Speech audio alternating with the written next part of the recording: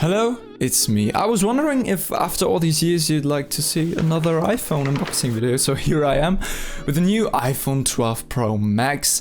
It's in silver and I was deciding between the iPhone 12 and the iPhone 12 Pro Max. The iPhone Pro wasn't really an option for me because it's somewhere in the middle. It's just more expensive but doesn't have a lot more features, so I ended up with the Max version. As always, great packaging from Apple. It's smaller this year because we haven't got a charger in it and we haven't got earpods. I don't need earpods, I don't need a charger, but I understand people who are complaining about this because, well, we'll see in a second. First of all, great design as always. Now you can see there's a small cutout area in the top of the box. It's because of the camera. The camera is really big, it's standing out. And we'll see that in a second. We take the iPhone out, it's beautiful as always. This year we have a white protection skin on it for some reason, with indicators where the volume buttons are and the power button. I wouldn't need that, but great for people who are getting an iPhone for the first time. What sticks out to me is that we've got quite a shiny, glossy stainless steel frame. It's a really collective fingerprints, I could say now. What else is in the box? We've got a small package of information. I don't need that. It's also where the SIM card exit key is located. I'm just gonna call that. And the cable from USB-C to Lightning.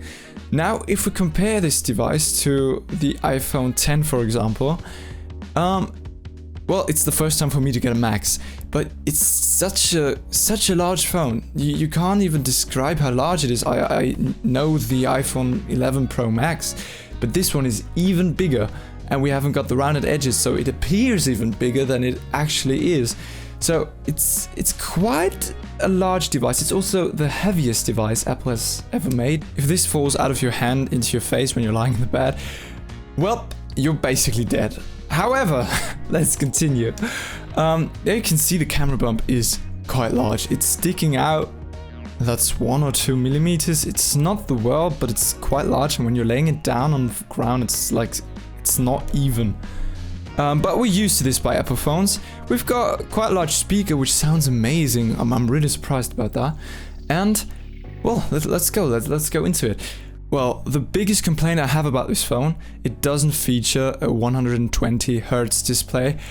This is really disappointing now, because 120, it's like standard nowadays for flagship models, and with its price point, this phone definitely is a flagship model, but it's just not featuring 120 Hz. We are not going to see it until next year probably, but it's really kind of sad. Well, the camera is amazing from what I've tested until now. The screen size, it's really big. You see a lot more stuff than on the usual phone, but you're really getting used to it. Well, I'll talk about this in an upcoming video of mine, because right now this is just the unboxing. We're gonna get to the review and the camera comparison later, which is basically the main reason I bought this phone, because of the much better camera. I know there's not a huge difference, but again, we'll talk about this in a separate video, where I'll review the camera separately. So that's it from me now. That's all I'm going to talk about. It was just unboxing. We'll see each other very soon. I hope you enjoyed it. If you like it, leave a like or subscribe. I don't know, just do what you like. We'll see each other very soon.